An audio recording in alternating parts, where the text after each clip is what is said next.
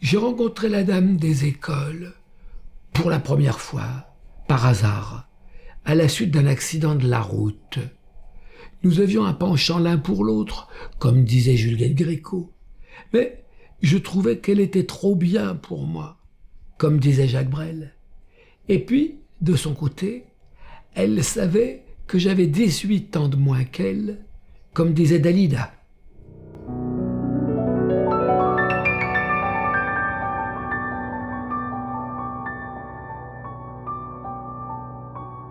Elle avait une maman charmante qui m'a dit « Vous êtes comme ma fille, vous êtes faits l'un pour l'autre. » Et que sa famille lui demandait ce qu'elle pensait de moi, elle répondait. Évidemment, j'avais la même question à lui poser. À cette époque-là, nous participions à des voyages organisés. Un soir, l'autocar revenait d'Autriche et, hasard ou volontaire, elle a posé sa main sur mon bras. Et je me suis dit, si je n'arrive pas à parler ce soir, je n'y arriverai jamais. Alors quand nous avons été seuls, je lui ai dit, j'ai toujours eu beaucoup d'amitié pour vous, mais je crois que j'ai plus que de l'amitié. C'est de l'amour.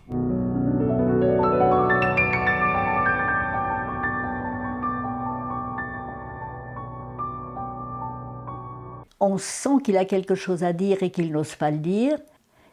Et je me suis aperçue qu'il savait plein de choses. Et à partir de ce moment où la confiance existait entre lui et moi, il a fait des progrès extraordinaires. Mon rêve a été exaucé. Cet amour a été sublimé par la très grande amitié que sa famille avait pour moi. Je faisais partie du clan. Et puis, nous aimions aussi les mêmes lectures, les mêmes musiques et surtout les mêmes peintres. J'ai devant moi la Capeline rouge de Camille Monet. La dominante est le gris, mais elle est encapuchonnée de rouge et ça illumine vraiment toute la page. Ceci étant, c'est certainement l'été, car il y a un fond de verdure qui indique que les arbres portent des feuilles. C'est une énigme. Regarde-t-elle vers l'intérieur, vers l'extérieur? Rien ne nous indique justement où va son regard.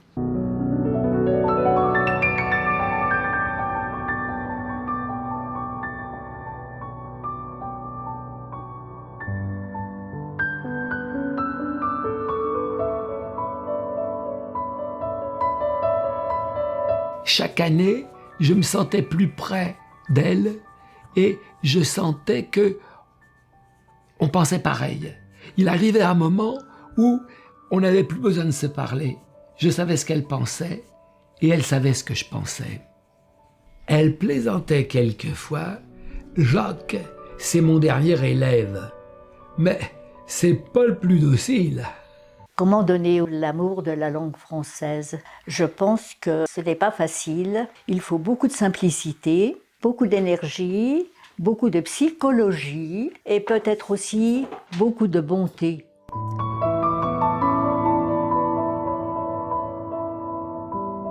À cette époque-là, la formatrice des professeurs s'appelait la maîtresse d'application. J'admirais ma maîtresse. Et pour tout dire, je n'osais pas l'appeler Adrienne. Je trouvais que c'était trop familier. Alors, je l'appelais mon adorée. J'avais trouvé cette jolie formule dans un roman de Colette. J'avais un appartement en ville et elle avait une petite maison à la campagne. Nous étions tantôt chez elle, tantôt chez moi. Nous faisions des allers-retours à n'en plus finir. On traversait tous les villages, les uns après les autres, car elle adorait la campagne et elle avait horreur de l'autoroute. Donc, c'était l'école buissonnière. Nous partions à la campagne en suivant les uns après les autres une série de petits villages dont les noms font rêver.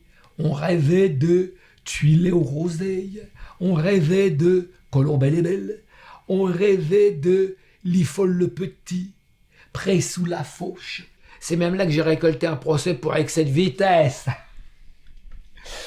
Et pour finir, on arrivait en Bourgogne.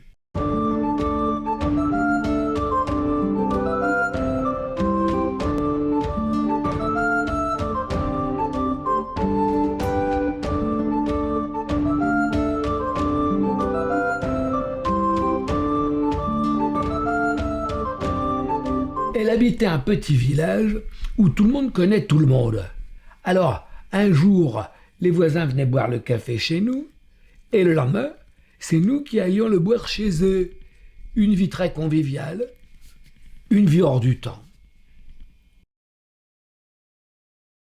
Il y avait dans sa classe une jeune fille très intelligente, mais très rieuse. Longtemps après, on l'a retrouvée à la campagne. Elle était divorcée. Elle faisait de la peinture en amateur. Et comme elle était drôle, elle nous a dit « Comme je ne pouvais plus voir mon mari en peinture, j'en ai fait !» Adrienne lui a acheté un tableau qu'elle m'a offert et il est encore ici dans l'appartement.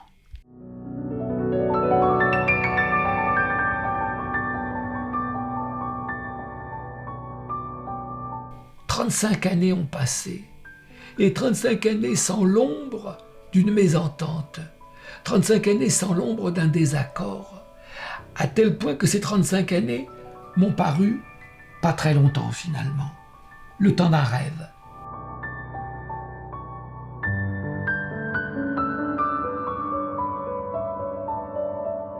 Et le temps passait, elle était devenue plus que nonagénaire.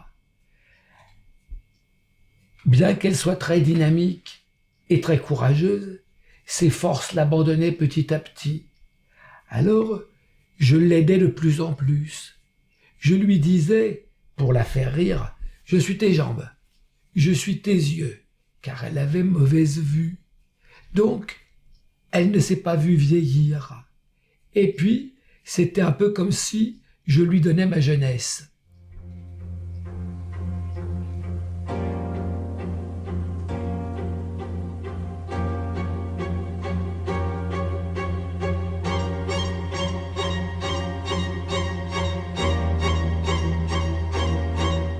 À 97 ans, elle a eu une fracture du bassin et elle s'est retrouvée en fauteuil roulant. Je n'ai pas voulu qu'elle aille en maison de retraite. Je lui ai dit, la maison de retraite, c'est moi. Un jour, elle m'a dit, je te donne du travail et ça me désole. Je lui ai répondu, soigner quelqu'un qu'on aime, c'est pas un travail, c'est un plaisir.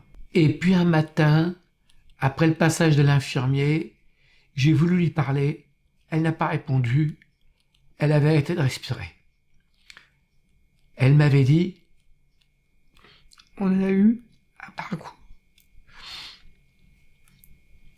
On a eu un parcours merveilleux.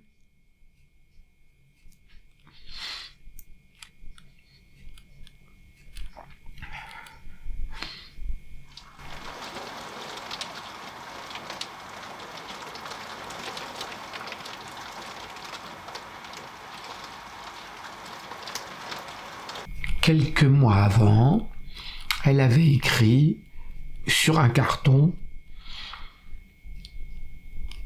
« Tu es affectueux, respectueux et nourri de bonté. Tu es la plus belle histoire de ma vie. Tu ne m'as jamais déçue. » J'étais heureuse. Il était très intelligent.